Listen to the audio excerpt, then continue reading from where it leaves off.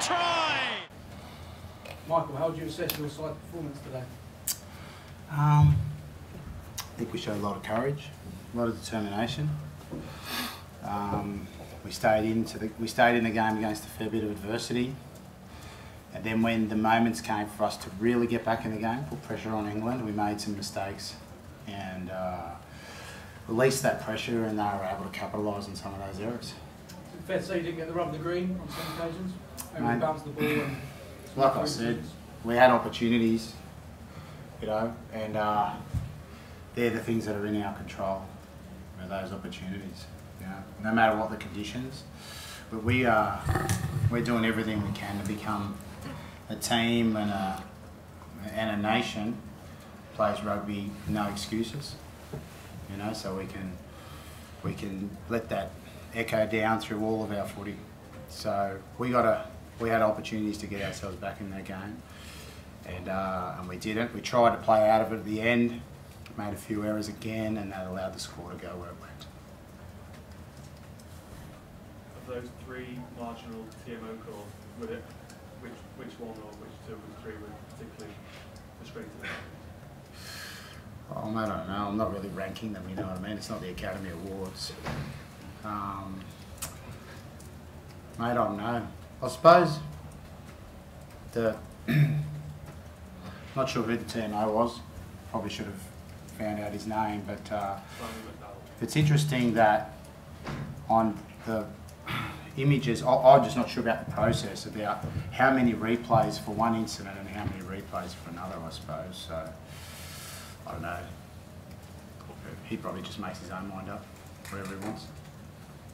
You looked pretty annoyed just before half-time. Was that with the decisions or with the discipline of your side? Oh, man, I couldn't remember exactly if he meant it. When before half-time. Or it was just after the second sin, did you? Well, no. Oh, obviously, you're not real happy when your team goes down to 13. And, you know, like, yeah, whatever. No, you're not real happy. So you've got to try and rearrange as well. So you go down there, you're obviously steaming, but then you can try yourself on the way down and say, right, what are the changes I need to make this work? Because we had a key person in the backfield, right? And there was maybe 2 or 3 minutes to go before half-time, and a score then would have really hurt us. So we needed to, they would have known, the smart kicking team, they would have known we would have been missing a player in the backfield, plus one of our, we already had to rearrange our D when Michael got put in the sin bin. So just want to make sure that we're in position. So it's totally normal to get angry, but you've got to clear your head there straight away and then make the positional changes required to try to cut off, you know, the possible attacks. In the end, we were able to, I think, stave off those attacks, and we went into the break 6-0. Michael Hooper, what was your interpretation of your try that was described? Yeah, so I thought, you know, obviously offside on the first kick.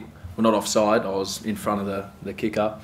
I thought, you know, I worked back, hands up in the air, worked back to the point where Marika, who was onside, put me on, and then he's kicked the ball, obviously, and I'm in an onside position. So that's why I went at the ball and carried it over the try line. So you know, I don't know what I'm meant to do there. If the kick's put from behind me, I'm just meant to stop and not be a part of the game. It's hard when you're going full pace to pull up stumps. So, you know, something you need to look at and get better on, because I thought it was a great little piece of play from the backs. Michael, did Marika get a touch on the ball with his boot? On the second one? No, just on the try line for your try just before half time. When Marika was on the second touch, so yeah, Tavita, was it Tavita kicked it? Yeah, Tavita kicked it. Yeah, and then he kicked it again. Yeah, without doubt. Yeah. What about your yellow card? I think that was accumulation. I think it was just the way Ben explained it to me. It was a couple on the run from Mauls, and then an offside penalty from myself so a couple in a row there, and I was the bad boy. Yeah, that's the difficulty, I suppose, for the players, right? When they see that that's considered offside, but it's pretty obvious when they disallowed the Marika's try that the English players were all offside coming back on side. So for the players, it's very hard for them to reconcile you know, what is onside and what isn't, I suppose. That's probably an issue for further down the road. Yeah, it's just hard for them in the heat of the game to then decide what's onside, what's offside anymore. Hopes, did that Marika's try was disallowed second half? Did that kind of knock stuff out you a bit? No, we you know, we were ready to go again. Had a couple more chances there after that, and no, it didn't knock the. You know, we're just saying we're grinding and we're in the fight. You know, so you have those things in the game, and we'll definitely grow and learn from this as a team. Michael Cheika, will you speak to anyone from World Rugby or the referee or the referee's assessor? Is there any point? No, there's no point. Everybody watched. There's no point. Do you hope your concerns will be addressed in future? No, I don't hope. There's no point, mate. Just deal with what we can deal with. That's us. You know what I mean? Can't do. You know. If you have to go and make you know, submissions about that type of stuff, there's no point going. Michael, it looked like at half time there, just reading body language, that you were going to go and talk to the referee at half time, and you sent someone from the Wallabies to talk to the referee? Or No, not at all. If anything, Willie G was talking to the referee, and I just didn't want anyone to bother about it. I got him and dragged him away. I said, come on, mate, let's get in the dressing room, get our head together, right? And let's get sorted out for next, because it's not worth it. Nothing's going to come from it. I know firsthand, don't worry. You know, so let's just get on. I thought in half time in the dressing room we managed ourselves pretty well. Like we had a good approach to what we needed to do. We got the first score in the second half, I think, even though we were down a man still. So yeah, we got ourselves back into the contest, you know what I mean, and we just made some mistakes at key moments, and then I suppose it just sort of accumulated. Got a bit fatigued at the end trying to play, and I really feel for our supporters. You know, they had a lot of well wishers, and a lot of people would have got up late in the morning or early in the morning to watch the game, and we certainly didn't want it to pan out for them like that. Is there a fine line, Michael, yourself showing anger and frustration and then not relaying it onto the team? Well, it sounds like you didn't relay it onto the team, but you would. No, I don't think it's mate. At the end of the day, that's my own way of dealing with stuff, right? If I like to get it out and then get on with getting myself, you know, I've been able to do it and manage it, you know, that stuff. That's my way, and no one can, you know. But it's not like it's affecting anybody else. So, yeah, there's always the clear messaging going on of what we need, you know what I mean, and what we need to try to do on the field, because once the game starts, there's really nothing we can do around that other stuff either.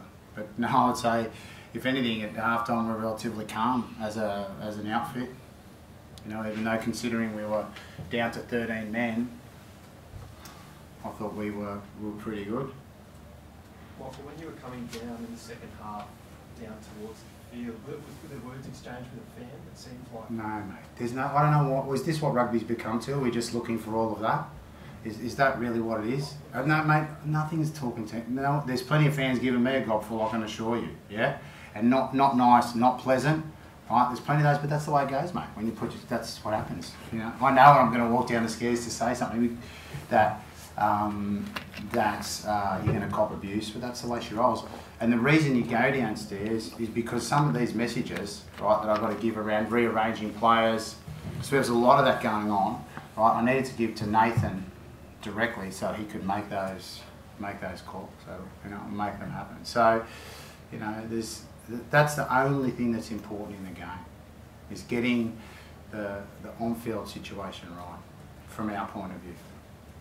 Michael, you had Blake Enover completely from the blue play 61 minutes in the test. What was your appreciation of his no error game? Yeah, I thought he played pretty well. You know, he did. It's a pretty big game to come into, and of course, obviously, with the conditions, more focus on forwards. I thought he did his job exceptionally well. Played probably longer than I thought he would, and really got involved in the game. And I really feel for him that his debut was, you know, a loss. But he should be very proud of himself. He has come out of the blue, and I think he stood up really well in what was a tough match. Any top 5 player would have been tested there.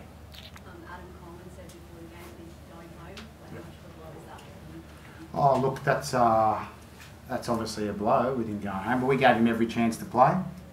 He's got to go home, get himself an operation, small operation now, and he should be back for the start of Super Rugby. And I'll probably say Ned Hannigan will be on his way home too tonight or tomorrow, something like that, with his knee. So, you know, it's going to be opportunities for some other guys to get in there and make a name for themselves. Is it a serious injury? I'd say it's his knee, medial. Nothing that's going to be hugely catastrophic, I don't think. But he won't be able to play tomorrow, next week, so there's not much point in him staying on. Will you call in another lock from Australia or? Mate, I don't know, haven't thought about it yet. We'll take a bit of stock tonight and see where we go. Last couple guys. Michael, where do you think England are compared to where you played them 12 months ago? Mate, I think they're they've been pretty consistent, you know what I mean? It was the same sort of type of game, really. The conditions were a little bit better last year. Again, you know, like we had some opportunities, made some mistakes, like they put pressure on us, and then, and yeah, it was sort of a bit of the same type of game, so I think they've been pretty consistent. Do you think there's a mental block where it comes to England now? Obviously, it's 5 wins on the bounce for them. No, not really. We don't have field block, right? It's about, just got to get out there and do your best and try and win, you know. And I think we had a pretty poor run before 2:15 as well against England. I remember sitting in a press conference here in 2:14 saying the same thing as well. All right. Thank you guys.